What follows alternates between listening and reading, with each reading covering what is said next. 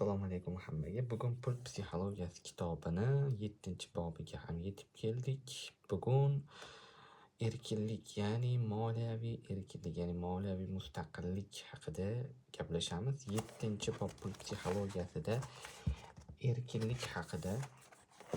Pulning eng katta qadri bu erkinlik deydi. Kitob muallifi pul taqdim etishi mumkin bo'lgan eng katta dividend, ya'ni foyda bu o'z vaqtini nazorat qila olish imkonidir. Ertalab turdingiz, nima qilishingizni, kim bilan bo'lishingizni, kimga vaqt sarflashingizni, qayerda bo'lishingizni, nimalar qilishingizni o'zingiz belgilaysiz. Mana bu moliyaviy erkinlik, mana bu baxtning bir qismi desa ham bo'ladi. Ko'pchilik bu kitobda aytib o'tadi, yanada ko'proq pul topish uchun harakat qiladi, chunki yanada baxtliroq bo'laman deb o'ylaydi. Aslida haqiqiy boylik bu yerda maoshda ham, uy kattaligidan ham emas, kattaligida ham emas. Ya'ni pulning eng ahamiyatli jihati bu uning sizga vaqtingiz ustida nazorat o'rnata olish, ya'ni uni o'zingiz xohlagan narsalarga sarflash imkonini berishda, o'zingiz xohlagan insonlarga sarflash imkoniyatini berishda. Bu yerda yana bitta Agnus Campbell Michigan universitetida psixolog sifatida faoliyat yuritgan inson haqida so'z yuritadi. U tadqiqot o'tkazadi. Ya'ni kitobida, Amerikadagi baxt kitobida ham shuni aniqlaydiki, odamlar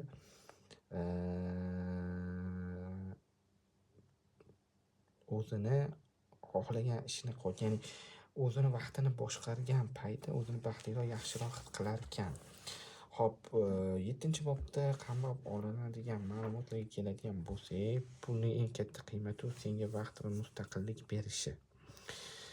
Pul bizga mustaqillik, ya'ni erkin his qilishimiz uchun, o'zimiz xohlagan joyda, o'zimiz xohlagan insonlar bilan vaqt sarflashimiz uchun bizga erkinlik berishi kerak. O'zi boylik bu mashina emas deydi, bu uy emas, hashamat emas, eng katta boylik o'z vaqtingni o'zing boshqarish deb aytib o'tadi Morgan. Nega erkinlik puldan ham muhim?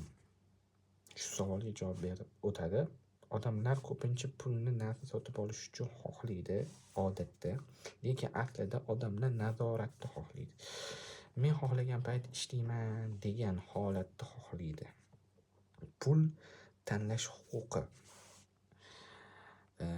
Ikkinchisi, eng baxtli odamlar kim?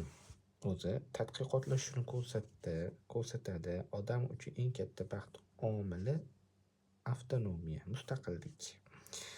Qachon ishlashni o'zi hal qilsa, kim bilan ishlashni o'zi tanlasa, qanday yashashni o'zi belgilasa.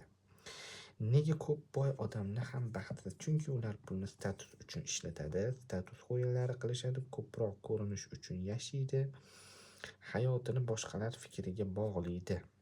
Bu erkinlik emas, bu yangi qamoq. Ya'ni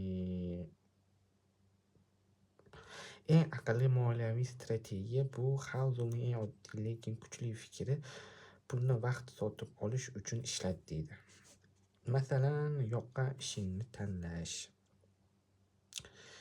stressli ishni tanlash, dam olishga vaqt ajratish, oilaga ko'proq vaqt berish. Ko'rinmas boylik bu ko'pchilik katta uy, qimmat mashina deb o'ylaydi, lekin shuni boylik deb o'ylaydi, lekin haqiqiy boylik bankda yotgan, ko'rinmaydigan erkinlik beradigan pul. Real hayot sabog'i, agar maqsadingiz status bo'lsa, hech qachon to'ymaysiz, erkinlik bo'lsa, tezroq qoniqasiz. Qachon to'xtash kerakligi haqida o'tgan boblarda ham gaplashuvdik, ya'ni qanaqa kapitalda to'xtashimiz kerakligini ham belgilab olishimiz kerak, chunki bu poyga tugamaydi. 7-bob eng kuchli gapi bu yerda pul baxt sotib olmaydi deydi. Ammo u nazorat sotib oladi, nazorat esa baxtning katta qismi deydi. Xulosa qilib aytadigan bo'lsak, siz tez o'sish, muvaffaqiyat haqida o'ylaysiz. Bu bob shuni aytadiki, katta mashina emas, erkin vaqt muhim. Agar siz 5 yil ichida moliyaviy mustaqillikka yaqinlashsangiz, bu milliondan kuchliroq natija bo'ladi. 7-bobda xulosa qiladigan bo'lsak, pulning eng katta kuchi bu erkinlik, vaqt eng qimmat aktiv, status ortidan quvish bu xavfli va bu hech qachon tugamaydi. Ko'rinmas boylik eng xavfsiz boylik va nazorat barobar baxt. Moliyaviy erkinlik o'zi nima degani? Shuni ham qisqacha aytib o'tadigan bo'lsam, bu shu ehtiyojlaringiz va undagi ozgina xohishlaringiz yopiladigan